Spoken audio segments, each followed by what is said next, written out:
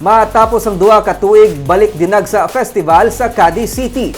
Hindi magnubo sa 500,000 ang nagdagsa para sa highlights ng kapestahan. May report si Romeo Subaldo.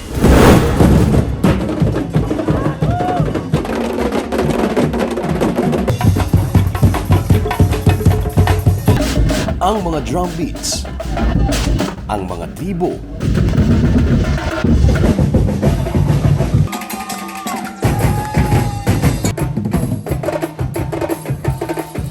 street party,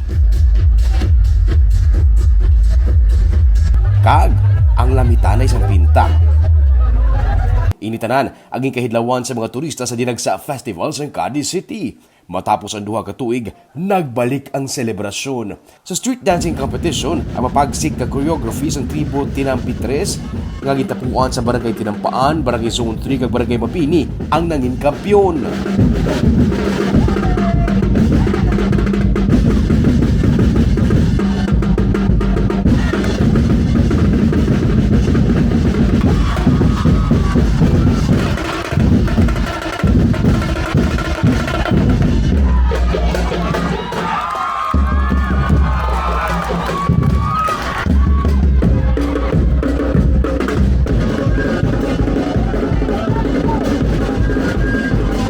Pinakot man nila ang 4 ka mga minor awards ng Most Disciplined Tribe, Best in Costume, Best in Sound kag Best in Performance. Sila nagdaog sa 200,000 pesos ka cash prize, trophy kag 1 million pesos ka worth sa project.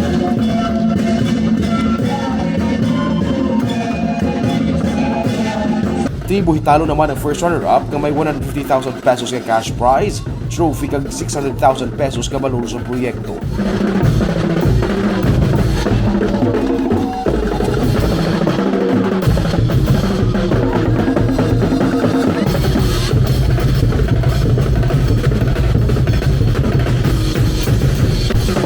Kadto sa tribo Bukadkad ang second runner-up nga may premyo ng 100,000 pesos nga cash, trophy kag 400,000 pesos ka valor sa proyekto.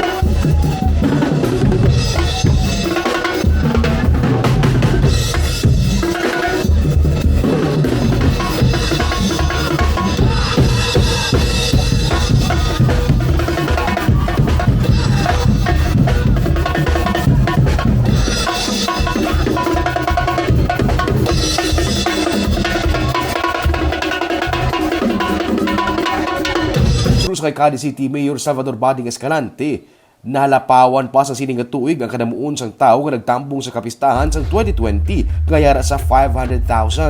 And based on the Tagapil, mas damo ni tao sa last 2020 na din sa festival. Last year sa 2020, that's 500,000 according to the PNP. Kung wala pa palo. Ginbaha sa mga turista, mga dalanon sa syudad, sa street party, kag sa lamitanay sang pinta.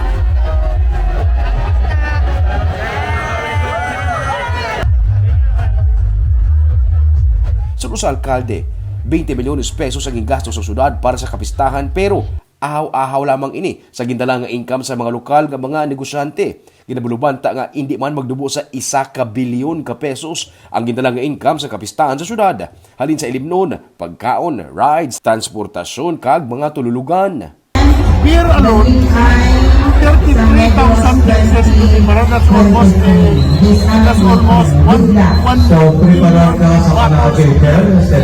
at 50 pe, at 70, they're selling at 70. That's 70 million on beers alone. Just imagine ang ekonomiya na mag-create sila sa 70 million na beer.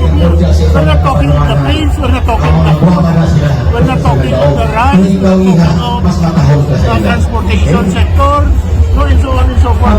First time ko nakita sa Cadiz sa mga mayroon ng Airbnb.